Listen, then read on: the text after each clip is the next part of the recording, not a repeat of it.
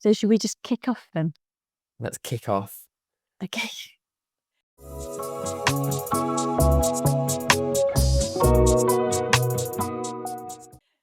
So I can't believe another week has gone by. My name's Helen Tovey. I'm editor of Family Tree, and with me, as ever, is Nathan Ward, hello there. and we're chatting family history. So a quick recap. Can you remember what you were supposed to be doing last week, Nathan? I think you had a busy week ahead of you, and you were worried how you were going to be able to squeeze in some family history time. So what actually happened? Yes, I didn't fit in very much family history time at all. Obviously we spoke to the lovely Jude last week, and she gave me loads of top tips, but I was going to try and follow this path of my tank man a little bit and try and get sorted with that. There's so much stuff. Anyway, I've done nothing is my answer, but I did take on a little bit of what I said I was going to do, and I did a run where I went past a few key places. One of them being the cenotaph for the tank man, and it was actually really good. I hadn't really thought it's worthwhile going to anywhere in real life. If you can get the forms, if you can get the documents, you can fill all the data in, it's fine. I got 2 clues from that cenotaph. So you were running on, and it must be because I used to be a runner, and when you're running, it's quite hard to persuade yourself to stop because you don't want to get out of rhythm. So that's quite a big deal that you were keen enough to stop your running and then read what it said on the war memorial. So tell me what it felt like. Doing your run, you're quite excited going there. What did you know before you turned up, and what did you find out? Well, I knew on the cenotaph there was the name Nelson, but that was it. I didn't know anything else beyond that. When I got there, the first thing I noticed was it's a World War I memorial, not World War II. So obviously I've been talking about this quite a bit recently and thinking it was World War II. It's not. So that's totally different time frame. And then I got the initial, which was E. Nelson. And I don't know if you remember, but we had an Edward and an Eric Nelson that were one of the brothers last time.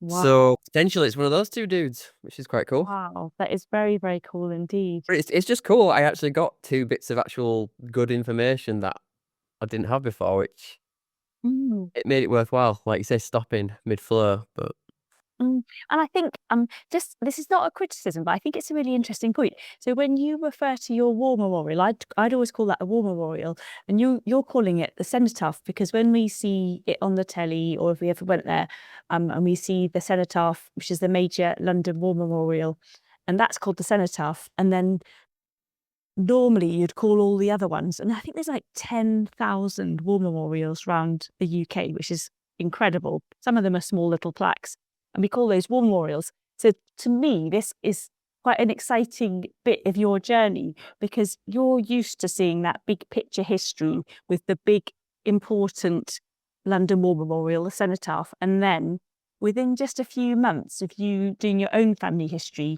you're going from that big piece of familiar annual commemoration history event. It's now got very personal with your own family history, your own local war memorial, and you're even getting, even just from the family history you've done so far, you've got some clues about where this guy may fit in your tree, and you've got a better understanding of the different wars, and it's like all these little things are all coming together. It's really exciting. it is. It's cool. I'm just thrilled that I actually got clues from it. It's something literally like we always used to like meet there as kids in the park and things like that. That's where are you going to meet? Oh, let's meet at the cenotaph. And I never paid it the blindest bit of attention really. And now it's like, right, okay, it's set me on a path now. I've got 2 clues that actually are going to push me to the right documents or closer to the right documents, hopefully. I can't wait to get onto that bit. Yes, so I'm intrigued. So you've got your clue, you've got it's E. Nelson, you've got 2 brothers who are potentially, are they the right age? Do you know what their birth years for those brothers were? I think it was early 1900s. Okay, yeah. Is that spot on? Is that about right? That would fit. Yeah, that would fit just about. They would have to be really young joining up, but obviously lots of them were young, so doesn't rule them out. Yeah. I mean, don't quote me on that, but I think they are about that. But to be honest, actually, maybe I don't have their birth dates now. I'm thinking about it. That's okay. So I think, as ever, it's a bit like with the DNA. The best thing you can do for the minute is to carry on building out your tree to find out whether you've got some male E. Nelsons, most likely male E. Nelsons, which are you would have been born in the right time period to have been able to be serving in the First World War. Once you've got them, they're possible contenders, aren't they, for this E. Nelson? And did it have a number next to them? Because sometimes they have numbers, like their regimental number. I don't think it did, but I did take a photograph. So just let me consult. No, nothing. No, that's okay.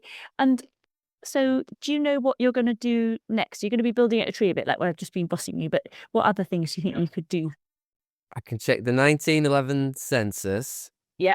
To find E. Nelsons. Yeah. That's obviously pre-war. And then I guess there's the World War I records, which I don't know anything about as of yet because I've not touched them at all. Yes, fantastic. Yeah. I don't know after that. And one thing which would be really good, so let's say you found your E. Nelsons and you found them in the 1911 census and you've established that they are the correct age to serve in World War One, it would be to check the 1921 census, because if they're there, then very likely they're not going to be the people on the war memorial because they've lived through the war. There'll be a very few people who took a very long time to die of war wounds, I guess, who could appear, but I suspect most people are going to have, they're not going to be on the 1921 census. No, that's good deduction though, that isn't it? Removing people who appear twice because, yeah. Yes, yeah, just so you don't waste your time on. And then when it comes to researching the First World War and looking, so you've got your subscription to Ancestry, that's brilliant. You're able to look up the service records there. It is a bit like give you some information with one hand and then take it away with the other. So you can look up the service records for World War I soldiers on Ancestry. Fantastic. But then what happened, unfortunately, during the Second World War, I think it was in 1940, where the First World War soldiers service and pension, where their service records were kept, there was a fire which broke out in Arnhem Street, and about 70% of these records got destroyed in a fire. So you've got a 3 in 10 chance that your ancestors' records survived the fire. Oh God. I know. Well, that's awful. It's terrible. It's really annoying. And so the ones which have survived are called the burnt records, and they've got, all the water got sprayed on them. The ones which survived, when you see the digitized scans, they have blackened edges. So right. Yeah, so you can actually tell they got burned. Piece of history within themselves almost. Yeah. Crazy. I said that, and then the other really good comprehensive record collection on Ancestry for you to look at would be the medal index cards, because they cover all ranks. And so you're going to be able to look for your E. Nelson, but without any further information. You could just do it for curiosity, look up the medal index cards on Ancestry. Okay. And look up the service records as well. But with just E. Nelson, you're going to probably find there are a lot of E. Nelsons, and you're going to not know which one is yours. So that's why I think you need to find out more. Yeah, definitely. I just had a sneaky peek on my actual family tree, and some of the age ranges aren't quite right, so they might be too young. So I might have to do a bit more digging further back by the look of it. You might, so it might be those E. Nelsons, it's going to be the previous generation, maybe. Maybe, or I think I mentioned there might have been a second marriage. Mm-hmm. So it could be one of the stepbrothers, this one. Mm-hmm. Stepbrother, is that the right relation? Yeah. Yeah. I've got a lot of digging to do. It's exciting though. This is really cool. It's such a tangent, but I want to get to a war story. I like it. I don't know whether there's any archives local to you, or even in your local library, because when we had the commemorations, the centenary of the end of the First World War, through those periods, so the First World War, obviously 1914 to 18, so through 2014 to 2018, then lots of local history groups and family history enthusiasts put lots of effort in finding out about the people who served and died in the wars in their local area. So they may well have little potted biographies of the people on your local war memorial. So they may be able to say, oh, E. Nelson, he was the son of Cyril and Hannah and the older brother of Maggie, Joe, and whatever, and so you can then find out whether these people are fitting in your tree. So I'd try the local library, try Googling, try there's any local Facebook groups and find out whether any of these plotted biographies have been done for the men on your local war memorial. Okay, well, I do know the local library does have quite a big collection of like local history. Never looked at it, but obviously now I've got a good excuse to go and give it a whirl. Mm. And then yesterday we had this fantastic webinar, and it was about how to trace your ancestors' time. The military historian, Dr. Dean Kirby, he was talking about how to trace your ancestor on the Somme, but everything he did would apply to wherever your ancestor served in the First World War. He was talking about using trench maps and unit war diaries and all these different records, many of which are available online, like the trench maps for the First World War, available free on the National Library of Scotland website. So once you've identified who your E. Nelson is, where he fits on your tree, so you know what relationship he is to you. Once you find out which regiment he's in, then you'll be able to use the unit war diaries, find out where they were serving, and they're at the National Archives. And you'll be able to get hold of a trench map and then actually see where they were. Anyway, Dean, the reason I thought of you is because Dean got on his bike and was cycling all around the fields there, finding where his ancestors went. And you love a bit of outdoor activity, so I can imagine you jogging or cycling or something around on tour. Yeah, it's definitely on the plan. After our little talk with Jude last week, I've so many places she mentioned I have run past, and it's like I can literally plot a route that's related to all my family history, like local stuff that I already know. And like she was obviously adding extra bits in for me. It's like I could do this. It could be actually part of my little journey. So definitely going to do something like that. Yeah. Have you got any other places you want to visit next then? I do want to go. I can't remember the name of it. The little, oh, what was it called? Little druid. It's not a druid thing. The non-conformist church stuff. I want to go back there. The Moravian. Yes, Yeah. that was the one. Yeah. I'm really keen to. I literally ran past it and just thought this isn't Stonehenge and carried on running. But now it's got obviously. I'm now might be tied to it a little bit. Who knows? So I quite want to visit that again. I liked everything she said about going to Otley. So I am training for a marathon, so I can actually do that sort of distance in my route. So I don't know what state you'll be in if you're going to run to Otley and then you'll be like turning up at the archives. Is it the Second World War experience? Yeah, they might not want to see me actually by the time I've got there. So no, maybe I won't do it. You're deodorant as well. Yeah, no. Maybe I'll have to save that for a different experience. But I like the idea of going through there. We'll see. We'll see.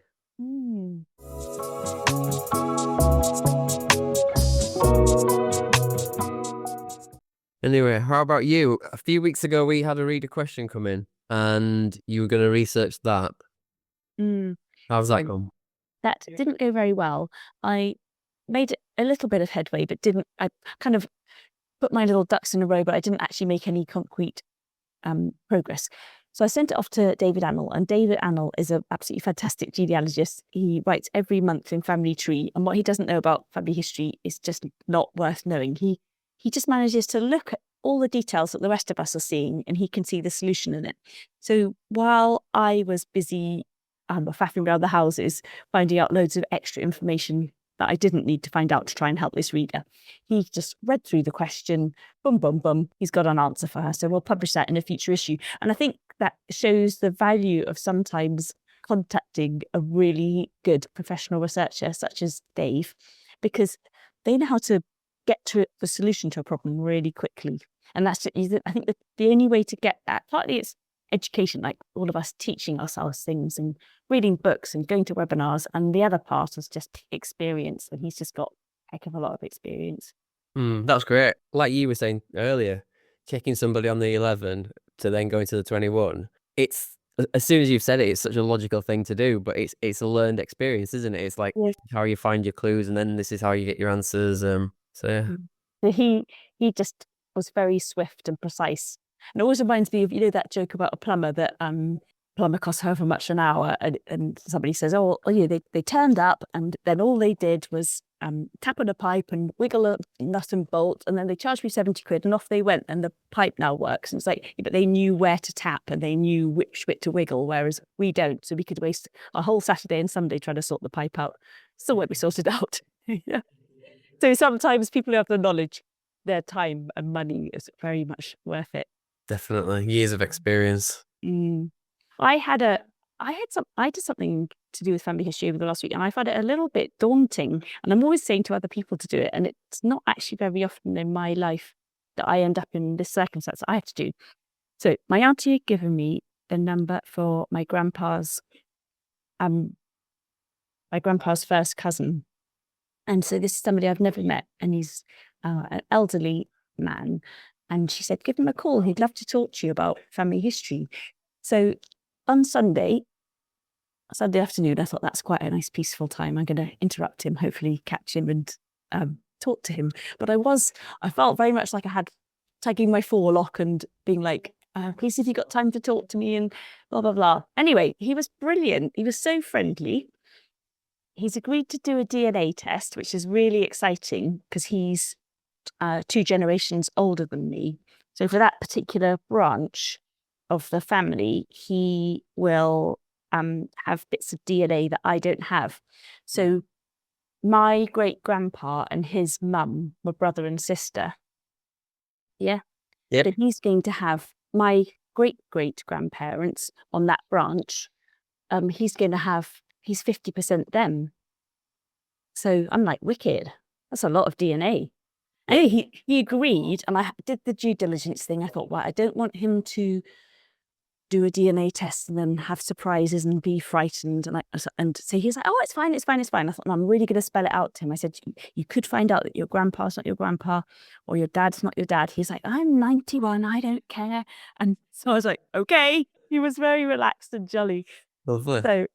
So that's really cool. He's going to be really, really helpful. I'm really grateful to him. And then he said he also wanted to find out about his dad, who'd been in the Navy. And I don't really know anything about Navy research. I was like, me and my big mouth, I was like, I'll help you. So here I go again. So I'm going to have to set myself a little project learning about interwar and Second World War Navy research. So I will be doing that.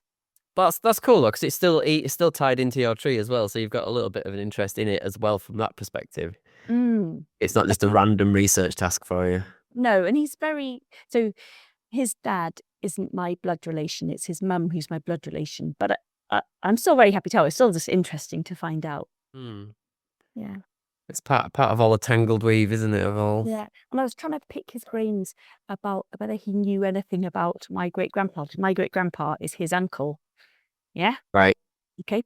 So, and it turned out that my great-grandpa, his uncle, lived with him through the 1930s until the outbreak of the Second World War. Okay. But he was only a tiny lad at the time. So he couldn't remember much. Was this the one you mentioned the other week that just disappeared? The one who disappeared. Yeah. So I wanted any clues about whether he liked singing in the bath. Was he a big drinker? Anything. Did he go to church? Anything. Yeah, he couldn't remember much because I think he was about 6 years old by the time my great-grandpa stopped living with them. Right. Yeah. So would that appear on one of the censuses then? No, it's too late for the censuses. But I do find them, I'm pretty sure, I can't remember now, I'm pretty sure they're together on the 1939 register. Right. Yes. And then just at the start of the Second World War, my great-grandpa goes off and signs up again. So this is what happened with some of my relations, and you're going to find this with some of yours as well. Some of my relations are either too young or too old to serve in any of the wars. But then 2 of my great-grandpas served in 2 wars. So on my mum's side, a great-grandpa served in the Boer War and the First World War. And on my dad's side, this great-grandpa who went AWOL served in the First World War and the Second World War. So he was just young and old enough for one and just young enough for another. Wow. I know, it's crazy. They're horrendous. Yeah. Yeah. Did he get through both of them then? Well, obviously got through the third, definitely. Yeah. Wow. I think it's with the First World War, obviously the death rate was colossal. And I think it's about 1 million men died in the British and Commonwealth forces. And the majority of those were British. Some of them are outside the British Isles. Mm-hmm. So 1 million men out of a population at the time of England and Wales was about 36 million. Very roughly, I think Scotland was 4 million, and Ireland and Wales were just a couple of million, 1 million for Wales and maybe 2 million for Ireland. So it's only like a population of a bit over 40,000, and 1 million died. And the majority of that 1 million were British. Yeah. So a lot of people died, but anyway, I think out of the number of people who served in the forces, it was in the British Army, I think it was 1 in 10. So that's you go, well, that's not as bad as what I thought when I hear that, but that's still it's a terrible death rate, and particularly the age group of people who are dying, young people dying. It's appalling. Yeah. Yeah. No, it's awful. Yeah. Anyway, mine all survived. That's cool. But I mean, but it is back to the uncles thing, because so my direct ancestors all survived, but I have got sideways branches, people who died, but they weren't old enough to have any kids, so that's the end of their lines. Yeah. So your E. Nelson might be one of those. Why his stories got forgotten, because he hasn't got direct descendants to remember him. So it's up to you now, Nathan. My duty. Yes. Got to find him. I can't wait. I'm so intrigued. I'm sure there'll be other people. Shall I tell you a funky thing about tanks in the First World War? This is the only thing I know about tanks, okay? I think it's the only thing I know about tanks in the whole history of tanks. But the reason why they were called tanks is because they were a brand new invention, and I think it was 1916. So they weren't around at the start of the First World War. At the start of the First World War, it's very much still a horse-drawn setup, as you know, from Warhorse and all that. But by 1916, they've got tanks, and so that they were kept a little bit mysterious, then they were called water tanks, and it was made out that they were water tanks as a kind of a bit of subterfuge to get them out to the front to keep the enemy. It's cool, isn't it? Secret weapon. I like it. That's the end of your tank history. Now don't ask me any other questions. I don't know the answers. I was going to actually ask that question, because I was like, if my guy's a tank man, it's in the First World War, is that a specialist thing then? Because obviously if they were that new, then is it a rare thing that you were put in a tank? I don't know. Yes, it would be rare. Most of the army is going to be it's normally called like the poor bloody infantry, and they're on their feet carrying their kit. So if you're in the tanks, you're going to be in the cavalry. So historically, you'd been on horses, and then you'd get on tanks. This is where now I'm getting more and more dangerous. I'm getting skirting around information I'm not very sure about. So we shall reconvene, and I shall issue my apologies and corrections in a future issue of the podcast. Bring me some lies. Yeah. It's probably going to turn out that my guy actually wasn't even in a tank, and I've gone down a rabbit hole. That's totally wrong. But he could have been in a unit which had tanks, but he wasn't in a tank. That's perfectly possible. Yeah. It's interesting, isn't it? It is. And it's like, again, it's like snatches of stories that you overheard from, that I overheard from other relatives about someone dying. I'm bored of talking about it. No, I'm not bored of talking about it. I'm bored of not knowing now. I desperately need to get this sorted, so I can actually just stop saying, "Oh, tank man." Yes, and what's so fun for me is to hear you finding out these things you want to find out, and I know the first thing, whether it's your DNA or whether it's military history, the best thing you can do to help you find your answers is keep building your tree. And even if you don't know exactly where your tree is going to lead, your tree is the place which is going to hold the answers to enable you to find out more. Because otherwise it's just any old E. Nelson. You don't know how he's related to you. You don't know if he's related to you. Whereas a tree is going to be able to make all of that clear. I do like that idea as well. It's like you can see it growing and shooting off in different directions, and it really does feel like that. And when you're saying, obviously you've recommended various documents to look at, but my first thought is to go back to Maggie Nelson and find out about her a bit more and flesh her out with the relatives around her, and that'll hopefully then find me the right Nelson. Yeah, it's all coming together. I'm learning things. And it'd be interesting, so when you do find out more about him, what his occupation was before the First World War. So one of my great-grandpas was in the Royal Engineers, and just before the First World War, so in the 1911 census, there he is, and he's an engineering student. So sometimes people would just be in whichever unit, but at other times it's because they've got a particular, specialism or affinity, and they end up in the right place. Uses engineering knowledge. We will see. He could have been a racing driver or some sort of special vehicle operator. Who knows? He's not going to have even been in a tank. I can feel it now. He's probably a Viking, whatever. Yeah.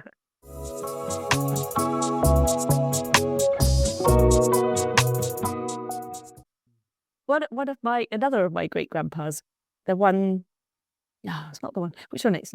Yeah, it's not the one who ran off. It's a different one. Another one he was in. So they all served in the First World War, and he was an ambulance driver. So you'd think he'd be able to drive, but actually his whole life long, he never learnt to drive. But because it's the First World War, it was a horse-drawn ambulance. And so he just looked after the horses and helped drive the ambulance. Right, okay. Well, that's quite cool. I mean, you could read about that and like not actually realize that he couldn't drive. If you saw it listed ambulance driver, you'd think, oh, is it like a motor vehicle? I guess you'd think. So how do you find out more about the horses then? I don't know how you find out about the horses. So how I got my first clue that he was an ambulance driver, I think it was his medal index card and it had DR on it. And to start with, I thought he was a doctor. Yeah, because that was the abbreviation. And I was like, I never knew he was a doctor. And then it's just that classic, like, don't jump to any conclusions, piece together all the other information you got about him, and nothing else added up that he was a doctor, either ever before or since or during the First World War. But then once I looked into it more and I learned how, I can't do it fully, but learned a little bit about decoding some of the abbreviations on the medal index card and the other records that I found for him, then I realised he was an ambulance driver. But you knew then that wasn't a motorized driver. No, I just read about it more and more. And so on the medal index cards, then some of his numbers, his regimental numbers, were prefixed T. And then sometimes you can get them prefixed MT. So MT's motor transport. And his are just prefixed T, which is transport. And like, this is from memory. So again, anybody, if I got it wrong, just call in and we will correct it in the future time. But I'm pretty sure that's right. And then I was reading more. I went on the Long Long Trail website. I think that was the website.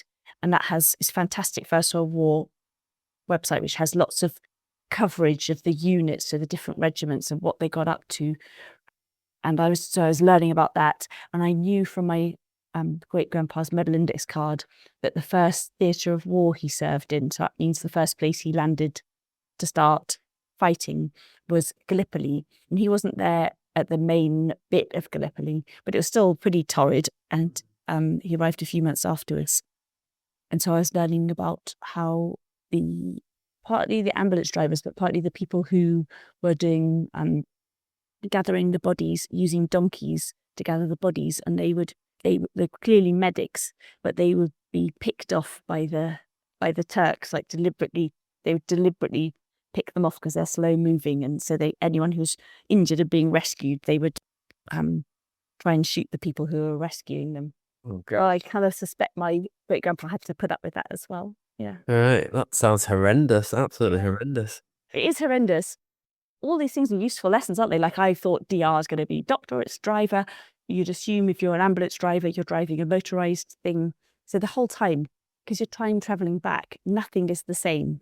You can't assume anything. And so then I looked into it and I thought, just part of my journey of learning that he wasn't driving a mechanized vehicle, I thought, I'm going to find out about his hometown before he joined up in the First World War, find out how many cars there were, how popular were cars, how many people could drive at the time. I didn't know the answers to any of these questions. So it turned out the town he lived in, which is Stirling in Scotland, I can't remember how many cars there were now off the top of my head, but there were very few cars. No car garages, mechanics mending the cars. It was just, it's of course he's not going to be driving a car. Yes, he's not a wealthy aristocrat with his own kind of mechanic and chauffeur and everything else. He's just an ordinary guy living in an ordinary house in a little town. Nobody had cars. Well, not nobody, but just a handful of people had cars out of a population of 20,000. So he's not going to be driving. It's like, once you know that there's, I can't remember, I'm going to get this wrong. I could look it up in my notes, in my research log. I have actually got it in my research log. Let's say there were 20 people in Stirling at the time who could drive out of a population of 20,000. You're going to be one of the wealthy ones, aren't you? You are, yeah. That's a massive lesson, though, isn't it? Don't make any assumptions about anything.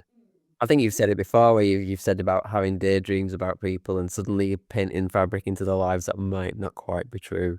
Mm-hmm. It's so easy to do, isn't it? Mm-hmm. I mean, we even do it today to each other. With, like, me and you, we know a little bit about each other's lives. We probably make loads of assumptions if you thought about it. and we just have no clue. But add into that traveling back in time a century, a lot has changed in the century. Yeah, it's like our conventional wisdom. Is it conventional wisdom when we're in the future? I don't know. But yeah, our daily lives are completely different to theirs, aren't they? So it's the structure's totally different. We assume based on what we know. Mm. Hmm. I mean, this is like funky fact session, but I think in about 1960, half of households in England didn't have a phone. But now, me and my husband sit in bed in the morning and we're both holding an iPad. Well, he doesn't like iPads, he has a Samsung thing, holding a tablet and a phone. There's 4 bits of tech while we have a cup of tea in bed in the morning. It's Yeah. ridiculous. It is. It's crazy. One of my favorite stories to tell my kids is about how I used to meet my mates in town. Yeah, why did you do that? We'd just say, right, there's one statue in the center of town. We call it the man with the barrel. Hmm. We'd always go, I'll meet you at the man with the barrel at 2 o'clock. So we'd always set off and try and meet there. And obviously, sometimes buses didn't come when you wouldn't get there. And none of us had mobile phones at this point. And my kids just don't understand how we ever found each other. And I was like, well, you just wait on like up to an hour or just randomly roam around until you found them. But we always did find each other. But it's quite weird to think, how did we do that without phones? Because now it's like, where are you? Oh, I'm not here. Okay, I'm off into Waterstones or whatever. Do you know what I mean? It's Mm-hmm. so different. And that's obviously in our lifetime, it's such a short thing to change. Mm, But my kids just don't understand it. no. At university, we used to, if you wanted to meet up with somebody, you'd write it on a little piece of paper and then you'd poke it under their bedroom door and hope they see it in time. You're just left standing there. Yeah, Yeah. yeah. My kids don't understand anything that's not touchscreen either. So, whatever.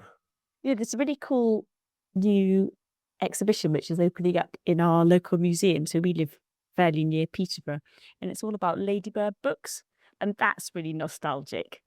Did you ever read any Ladybird books? You were too young. No, yeah, I did. We had some. One of my favorite first books was called Fire. And it just had a picture of a caveman making fire on the front of it. I can still remember it quite clearly. Yeah. That's cool. That's an actual exhibition, is it, you're saying? Yes, and I think loads of people, anyone who learned to read with Ladybird books or had them to learn about things, they're going to love it. But my Yeah. kids, I don't think they particularly had Ladybird books. It moved on to other things by them. The covers were so distinctive, weren't they, with the big red bands at the top and the bottom. Mm. And Yeah. that's the exhibition. So it's got about 400 different Ladybird books there, but then it's got loads of posters from the artists because they're like notable artists who did it. But it's Yeah. going to be such a trip down memory lane for so many people. It is. Oh, instantly I'm like smiling, and it's just remembering that book Fire. It's just it was my favorite book as a kid. I bet my mum still got that somewhere. Yeah. And they were so lovely, weren't they? Because they had a little hard cover, and so they always looked good. They didn't end up looking dog-eared. They all felt fresh. I loved it. I was such a little like Hermione Granger when I was a little kid. And I can remember learning to read out of the Ladybird books. And in the little school we went to, had rows of these books. And so you knew the books you were on, you could tell they got harder and harder. And so that was a real like mission. I was on a mission to get through the books. And remember being so pleased when I got onto a next level and the writing got a little bit smaller and there were more words in the book. And I was like, I felt really excited about that. See, I think I was the opposite way. I think I just found it tiring at that point. I was like, oh my God, too many words. Yeah, I was just a little nerd. I think I've got worse as I've got older. What, better, more nerdish or less nerdish? Oh, more nerdish, yeah. If there's something I can get geeky about, I'll do it. I think that's what's good about the internet because it does let you get super geeky. I mean, bringing it back to family history, whatever specialism you want to know about, you can search and search till you're blue in the face. You can read academic papers online, bloggers, people who happen to have the specialist local knowledge, Yeah. down organisations to help you so much. It is crazy to think about, like going back to what we were just saying about the difference in time. Thinking about my parents going down to like Bradford Library and getting on the microfilm, or is it microfilm or microfiche?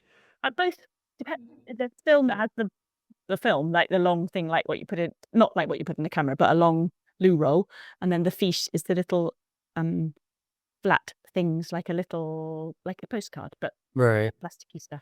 Because I used to look at these big screens. It's only a vague memory. Big screens, and they'd wind something, and it'd spin through The everything. film. Right. Okay. Yeah. So they do that, and obviously they were sort of tied down to, like, thinking about how I'm doing mine online. They were really tied down to the route by whatever they could find in those films. it's fascinating. Whereas if we get stuck now quite quickly, it's like, oh, I'll just go to a different one and move around. Whereas it must have been so much harder without the internet. Mm. And I think there's definitely it was harder. I think people, I'm always going, do your research log, do your research log. But inevitably in the past, because you were there, you didn't have a phone to record anything on. You knew that it was in the library, and when you went home, you wouldn't have it. So that's blooming obvious. You're not going to be able to access the material when you're at home. So you inevitably got your paper notebook and you write it down in it. And you have a record, you've written it down. So all this faffing around, keeping a research log was just a natural way of working in the past. Whereas now we get lulled into this sense of security. We're hunting around, it's really easy to access. We can go off, make a cup of tea, we can come back 3 years later, open up our laptop and off we go again. And it's all just there. But it is just because we're physically in its presence, it's not in our head. It's just as much not in our head as if we're down the library and then back at home. It's only going to be retained if we write it down. It is. That's actually quite a fun thing I found with like all my mum's research.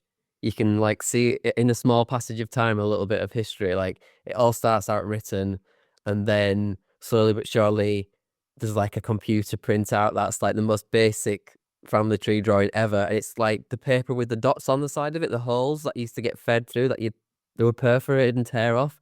So then they start coming in, and then clearly at some point then you can tell she's got a computer program she started doing stuff in. So things get a little bit fancier. And there's a real progression with her own research, like just a little history lesson. It's quite cool to see. Yeah, that's very cool. I think as well, so my dad always loved family history. And sometimes looking through his notes, he'll have copies of letters that he'd written off to try and find out somebody in the 1851 census. Whereas now you can just go online, can't you? So the amount of effort people had to put in to find out information. And so nowadays, probably for years now, the last 10 or 20 years, it's a really common thing going. It's not just a tree, it's not just names and dates. You need to find out all about their lives and fill out the stories. And that's something that we can do now because we can find out that stuff. That we can search so much more swiftly.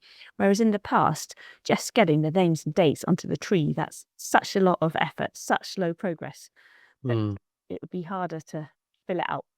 Do you think then there's like a generation of people that are sort of more expert at family tree and family history than say like modern day? Now you can just dip in and like, oh, I'm stuck, I can't be bothered anymore. Whereas say 80s, 90s, well, maybe mainly 80s and earlier, you'd have to actually really be dedicated to want to push on and get through and order the certificates or do the microfilms. I think both, which is a rubbish answer. It's a really good question, Nathan. So when I first started work on family tree, which is over 20 years ago, God, it really is over 20 years ago. It's like 23 years ago. That's really mad. Anyway, so when I first started work on family tree, people would use the terms like birth or baptism quite interchangeably, and they go, oh, I haven't found my ancestor's birth in 1790. But the records from that period were baptism records. And the editor, who I wasn't the editor at the time, the editor would be continuously correcting it, correcting people's copy and going, it's a baptism record. Sometimes it'd be birth, but on the whole, it's baptism records you're looking at for that period. So in a way, people's I'm probably going to get hate mail for this. In some ways, because the information was harder to come by, yes, there were books, there were excellent courses that you could do in your local library and with local adult learning groups, family history societies. So there was a lot of knowledge around, but it was much harder to come by. So just as today, if people didn't go out to educate themselves back in the day, there would be people who had different levels of knowledge. Some of them would be expert and excellent and methodical, and some of them would be more loose, sketchy, have holes in their knowledge. And then today, yes, there will be lots and lots of people who do fast and furious family history, wrapping through all the hints, not verifying, building gorgeously big trees, which probably wouldn't stand up to close scrutiny. But then there are people who both teach and attend amazing courses, webinars. There's so much access to genealogy education today. Like the University of Strathclyde, that got set up, I don't know how many years ago, maybe getting on for 20 years ago. So that's an academic qualification in genealogy. So that's been around for 20 years. So that's not so long. But then the IHGS, that was set up, I think, in the 1960s. The Society of Genealogists, that was set up about 110 years. So there have been organisations to help people learn about and do their genealogy well. But it's the internet made it, you could attend DNA webinars by experts wherever in the world now, can't you? I just worry that it also makes it feel a bit throwaway as well. Like what you've just said about people going on with the hints terrifies me a little bit. What if I cross paths with someone who's on my DNA match list, who's set up a tree and gone willy-nilly, pressing all the hints, liking them all, going for it. Yeah, this is my so-and-so, and it's all wrong. Is it really? I know I'm going off on a slight tangent, but is it actually quite dangerous to be looking at other people's trees? You can look at them. So they can't edit your tree unless you've given somebody permission to edit your tree. No one can edit your tree on Ancestry. So your tree will be as accurate as you make it. And if you find you make a mistake, you can correct it. So if you come across somebody who has got different information than you, it's worth not assuming that they're wrong, because it could be us who's wrong as well. Like, we're always really quick to notice other people's mistakes, but we can make mistakes as well. But equally, it's fine to stick to your guns and have a disagreement about who is correct. It's fine to, if you definitely know you're correct, it's fine to gently point it out to them. And the chances are they won't change it, but you've offered the information. Yeah. Yeah. Okay. So it's not, but just because, and this is what you mustn't do. Okay. And this is what lots of people do, is you've done your research, you've been methodical, you're confident, you've got the right information. And then you'll find that it's not just you're finding one person with information that differs from you. You'll find that there's 10 or 20 people and they're all saying the same thing. And you are the odd man out. You've got a different piece of information in your tree. So at that point is when you start to feel really nervous. You think, well, everybody else thinks it's Mike and I'm sure it's Sam. And then you really start to doubt yourself. But you mustn't, because what you're probably seeing is an example of lots of people. The more people copy each other, and then someone else goes, well, 17 people think that's right. So then you get an 18th person. And it's like, Yeah. but at no point has anybody verified things. And it's not always the case. Sometimes it will be you who's got something wrong. And that's why everyone else is. Yeah. I think that's what I was saying, basically. It's just that fear of almost like the internet making something true, even though it might not be. When it gets even worse is, so the paper trail tree, that's bad enough when you have lots of people all seeming to agree with each other because they're all copying each other's mistakes and you're the odd person out. Then add DNA into that as well. And people kind of sometimes think that DNA seals the deal, and they go, well, these are my DNA matches and they've all got this same tree, all saying Mike, and I'm sure it's Sam. But how you have to imagine it is, on this tree, let's say you had put baked beans into Mr. Baked Beans into the great-great-grandpa's name. He's called Mr. Baked Beans. Now, that's clearly a stupid name. And let's say there's people copying the tree, and you find out that there's 17 trees, and they've all got Mr. Baked Bean as the great-great-grandpa. You would go, oh, I don't trust this tree. There's rubbish information in here. So it's because the names look sane doesn't mean it's sane and well researched. It could be just bodged together. Could be it could be an honest mistake. Like, so I don't need to criticize everyone, because like a few weeks back I had to lop that branch off my family tree, and this is a branch and I never got any hints for them. And it's like, what? And I'm not a big person on hints. Half the time I turn my hints off. I didn't like having hints, but I was a bit out on a limb with this person. And then now I realize, well, of course I was on a limb, because that was an instance of me being wrong. Yeah, all by myself. You don't want to be like super hoity-toity, but you do need to keep your wits about you and do stick to your own and you've got your research notes, so you'll be able to go back and go, no, I definitely think this because of this. Yeah. It's just that urge, isn't it? You get excited and you see, like, I've seen it quite recently where names suddenly appear and more names appear. and I haven't personally verified it or seen a single document to verify that fact, but suddenly so and so's got 4 brothers, and it's like, oh wow, and you want to add them because you think they're right, even though you haven't checked it. Yes, caution. Mm. And also so the difference, if you're adding the names because they look right, and so your tree's getting more and more populated with people, and that feels fun, and you feel happy that you're not missing out on people that you're not going to be able to add later because you're going to forget where they were, or the hint's not going to come back to you or whatever. But all they are is names. Whereas if you do it yourself, you've gone to the 1911, they're not just a name. Immediately, one little boring census document, you've got ages, you've got occupations, you've got birthplaces, you've got the fact that one of the children living them was actually a grandchild. So imagine there's 3 children and one of the children is a grandchild and there's a lodger living there.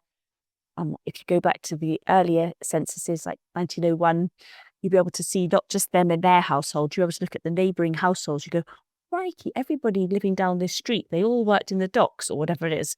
And so you're getting a flavour for the community as well as all those other details I just told you. So you're actually learning about your ancestors' lives just by simply casting your eye around on the document. You don't even have to spend very long doing it. You're just going to you're going to have more of a feeling for them, which is going to be more interesting for you, more interesting for your kids when you regale with them with what you found out. You're going to have addresses that you can go do your running genealogist. You're going to have addresses you'll be able to run to. So many reasons to do it yourself. Look at those documents. Definitely. Yeah, and well, for me, it's just that it calms me knowing that something's right as opposed to willingly. It's like doing a Sudoku and guessing it's a 3. It's like, no, Yeah. that's right first. I'm not going to do that. Mm. Yes.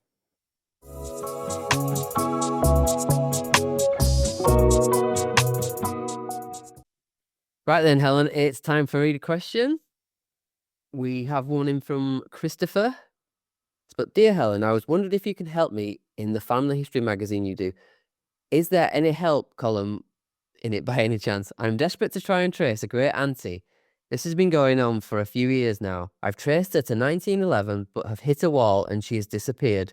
No marriage, no death, nothing. I've tried abroad, nothing still. This is a story and a person I'm desperate to get closure on and need to know what happened to her. I've tried everything on most sites, to be honest. I've tried the GRO extra and still nothing. So any help your readers and your magazine can do to finally get me the answers would be wonderful. Thank you, Christopher. Mm. So he's been trying to trace his great auntie for a few years. He's got to the 1911 and then she disappears after the 1911. And he can't find a marriage or a death or anything. So there are a few things I would do. One, this is not necessarily in the order I'd do it, but I would still try it. I would look in the 1939 register, which might sound a bit of a long shot because it's getting on for 3 decades after he last saw her. So he last saw her in 1911, and then I'm saying look in the 1939. The reason is if he has a birth date for her, which I'm assuming he does because he's got information about her up to 1911. If he has a birth date for her, he can search on her first name and her birthday. So he can bring up a list of all the Gladyses who were born on the 4th of February. So it might be a long list, and they're going to be Gladyses of many different ages. So straight away he can rule out all the Gladyses who are 4, because his great auntie is going to be at least 30 something, isn't she? Even if she's a tiny baby in 1911. Yeah. Because we haven't got much information to go on what stage she's at. So I do that because it's a really comprehensive record covering England and Wales. And I've made a bit of an assumption that he is emailing from England. The other thing that he could do, he says that she's not abroad, but I would think it's also worth him looking in the other countries of the British Isles. So looking in Scotland and Ireland as well, not just looking in passenger lists to see whether she left our shores. She may just well have moved country within the British Isles. That would be worth doing. The 1921 census has only recently become available on Ancestry. So if he hasn't used it on Find My Past, it's been available on Find My Past for the past 3 years, and he hasn't used it on Ancestry, that could well be worth him doing it. And then the other things I would do is to park her for the moment, stop trying to trace her and try and pick up where she was. So in 1911, there's every chance she's not living by herself in 1911. She's living with other people. She might be living with her parents. She may have siblings. And I would be trying to track down these other family members to see where they are, to see whether I can find her slightly mistranscribed in other places.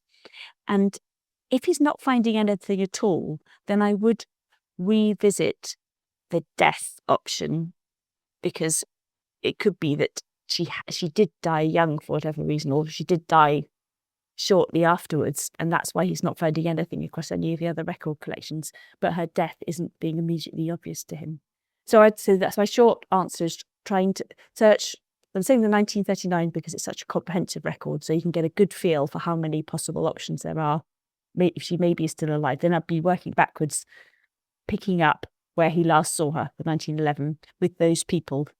And if he's not actually searching for her, I'm just reiterating what I was saying, search for other family members. That'd be my recommendation. I think this is going to have to be somebody, well, first of all, we're going to have to get back to him because we haven't got a name and we haven't got any dates. So we can't actually do anything to help him yet. But once we've got a few details, then we can try and help him, because we do help people in the magazine. We do a really cool Q&A reader service, which is free to readers. And then we pay for the experts out of our magazine budget. So he could be lucky. He could be one of the lucky ones who gets chosen. It's terrible, this subject. Even though we haven't got much details, I'm actually instantly intrigued. I'm like, yeah. So wait, Nathan, what do you recommend? What can you think of ideas that he thinks he can do as well? I can't think of a thing. Just obviously everything you said. I would be looking. If I saw her in 1911, I think I would then want to try and find her in 1921. It's hard to know what he's done, though, isn't it? So I would look at relatives as well, try and see if there's any other occurrences of them cropping up and her cropping up with them. Mm-hmm. I don't know. I can't think of anything else. Mm. And this is like a prime example of why it's good. You know what I always say, when you get a new bit of research you want to do, get your piece of blank paper, write down your research question, let's write down your plan, like your plan of attack, so which records you're going to look in, and then start methodically doing it. Because otherwise, without writing it down, it's hard to get a handle on it. Whereas once you start writing a research plan, and that includes the possible record collections that are going to help you, that's suddenly really, really helpful. Because even if you don't come up with a comprehensive list of all the records that can help you, you could do your best effort of the ones you think they're going to help you. So straight away, you were able to say you think 1911, 1921, you write those down, and then you could start adding to it. So newspapers, they could be helpful in case there's something unusual or notorious, or took her away from the place that he's expecting her. Right. Where would you expect to find newspapers? So again, because I don't know precisely what he's looking for, you want to go comprehensive as possible. So the British Newspaper Archive and Find My Past, and they have millions and millions of digitized newspapers. And what's cool for you, Nathan, so at the minute, you've just started subscribing to Ancestry, and we all have to kind of be judicious how we use our money. So you probably don't want to be taking out a second subscription to another website. But what you can do is you can do micro payments. So let's say you go on Find My Past, you search for some of your family members. When the search results get returned to you, they will be blurred out, so you won't be able to read what it's saying on the newspaper. But you can just, I think they're about, it's like £2 or £3. It's not very much. You could just pay a one-off £2 or £3 payment, and then you can get that page of the newspaper. Right, cool. It's really cool because it just saves having to have yet another direct debit pinging out of your bank account, but it means that you can also get the information you want. I've done it, and it's good. Yeah. Cool. That sounds appealing. Again, obviously you need to have a reason and to get there, but I'm intrigued to explore more sort of archives and different things. Like earlier when you were talking about the travel route and knowing that somebody's traveled from X place to Y place, actually following like things like that. I didn't even think about it. So maps, that would be really good for you, because especially now you're going to do your Running Genealogist thing, getting an old map. Yeah. We stopped helping the reader now. We're busy just back to your family history research. That could be, because I think probably we're nearly out of time now, aren't we? But that could be your homework for this week. And that was definitely a fun piece of homework, is go to the National Library of Scotland website, and they have free digitised maps, and you're going to look for a map of Pudsey, and they'll cover all sorts of eras. So from the 1950s back to the early 1800s. So you find an era you're interested in. So it could be like the early 1900s. And you can do a side-by-side comparison with now and then. And you can go running and you can find the Moravian church on it, see what else is around it. Yeah, sounds good. Why are they stored in Scotland, just out of interest? I don't know. It's fantastic. I mean, it's the National Library of Scotland, and it covers even places outside the British Isles as well. And there's obviously those map collections will be stored in other places as well. But what's remarkable about this collection is it's digitized and free to use. Okay, brilliant. Brilliant. Yeah. Yeah. Really, really. Instantly appealing. I know. Honestly, I don't think you virtually never get a webinar where the National Library of Scotland map website doesn't get mentioned. You just, when I mentioned earlier in this podcast about the wonderful webinar we had for tracing an ancestor on the Somme in the First World War. Again, the National Library of Scotland website has trench maps free online. It's so the most random. It's not what you'd immediately think when you're looking for a First World War map of France to go to the National Library of Scotland. But no, it doesn't make any logical sense, but no, you just be very, very grateful. It's good to know. By it continue. Yes. Do we need to set you homework or not? Oh yes, we do need to set me homework. It's a bit like Tank Man. I think I've really, really, really, really got to do some Mary Ann Pickering because I keep not doing anything on her. So this is the week I am going to do some. I'm going to start off with my the next stage, and I'll let you know what it is next time. Nice one. I will have done progress on her. Great. I might do the map thing. I like the idea of it. I haven't done the mind map that Jude said to do yet. So I might do that instead and try and find my tank man. Do Jude's idea, because the National Library of Scotland map, it'll keep coming back again and again. Yeah, definitely. And I'll be running, so that's fine. Have a happy time. Looking forward to hearing what you find out. Yeah. Thanks for listening then. Bye-bye. See you later.